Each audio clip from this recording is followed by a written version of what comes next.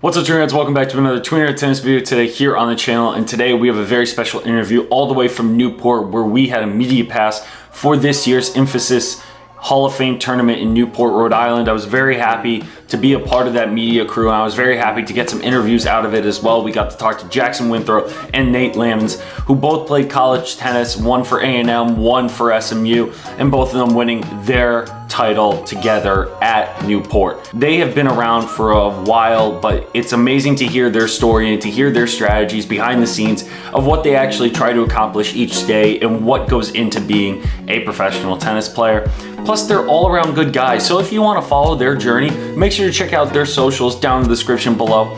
And over 90% of you that are watching this right now, 90 of you that are watching this video right now aren't subscribed to the channel. We would love to have you guys join the Tweener Tennis family. We're trying to hit 5,000 subscribers by the end of the year, and would love to have you guys along with the journey. This is a two-part series, so we're interviewing Jackson Withrow first, and then in the second video coming out later this week, we have Nate LAMMONS on the channel as well. But first, enjoy our first interview with Jackson.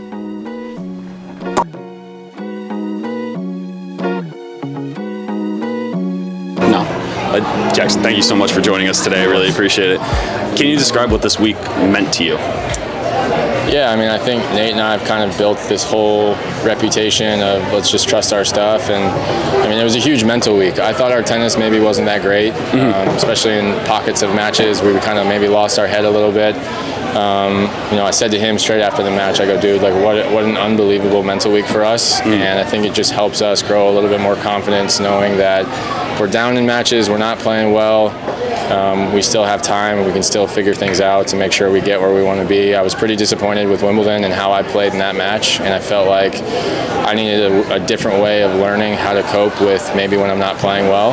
And you know, the guy that we kind of trust in, Kyle, over at NC State, the head coach there, he's helped us a lot, and Sean Mimey over at Nebraska. But you know, guys like that and putting in the mental work with us has been huge. And like I said, just really happy with our mental attitude all week. What did they teach you specifically? Is there something that they taught you that you didn't realize beforehand that kind of helped you grow your game?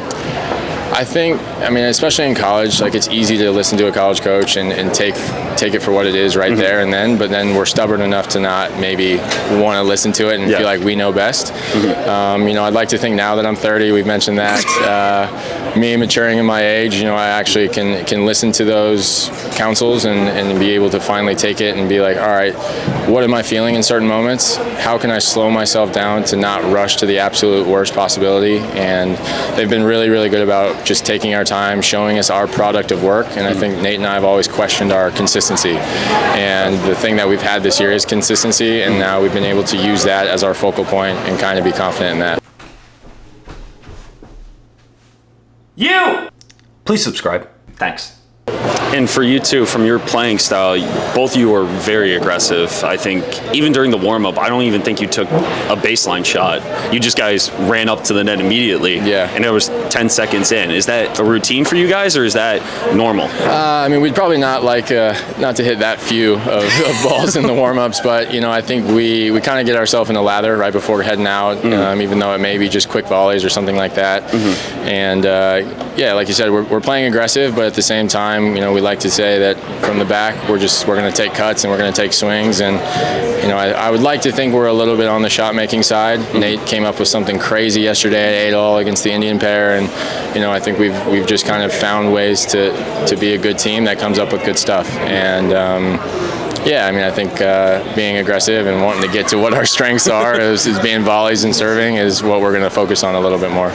Not even a ground stroke, just run up. Yeah, one or two. One or two. Yeah. We have to limit it to at least a handful. Yeah. Okay. We'll try to get to half a dozen in Atlanta. It's a hard court. We don't have to worry about the grass, you know. Okay. So when you go from a surface like this to hard court, what are you mainly focused on in terms of changing your game or adapting to a different surface really quickly? Yeah, I mean, game-wise, we don't really change much. I mean, I think it's being aggressive and understanding we're actually going to probably be feeling more confident. Our feet's going to be under us more. We can actually grip into the ground and plant and go after it a little bit more. I felt like the grass was super soft this week. I mean, to be fair, I thought it was unbelievable. No bad bounces, you know, even for how chewed up it was getting. I've played here in years past where it has been a little rough, and a lot of guys hit on the hard courts just to get a practice. But yeah, not much changes. You know, we're looking forward to getting back on the hard. I think that's where we play our best stuff, and you know, being aggressive and taking this U.S. Open hard court swing like how we want to, and you know, hopefully dominating. And you two are playing together for the U.S. Open? We will. Yeah. You will? So I mean, this has been a long-term play for us. Okay. You know, kind of starting with the top 13 rules, and you know, making our goal for year-end finals is kind of where we want to be. And so you know, we had a little off period last year, and now we're back and feeling like we're in a really good place, and you know, our communication is better than ever, and just trying to ride the wave. And last question for you. In terms of your goals, you already said that you want to make the ATP Tour Finals this year. How do you prepare for that, or is that accomplished the year before, or did you set that goal this year? Yeah, I actually just kind of started doing goal setting this past year anyway. Really? It was my first time really kind of putting maybe a numerical number down for me to move forward and to kind of see it and maybe believe that's where I can be. I mean, a long time I floated around that 75 to 100 area, and it's stressful being in that because you're playing challengers, you're constantly asking maybe higher singles guys to play doubles, and there's no consistency. You know, and for us, we had that conversation 2 years ago, and we were like, hey, we want to make this a long-term play. We ended up not playing very well because I think we both wanted it so bad. And then we drifted away, played with some different partners, and then both of us were just like, hey, we need to figure out what we do and what we want to do and control what we can control. And ever since then, we've been doing a really good job of that.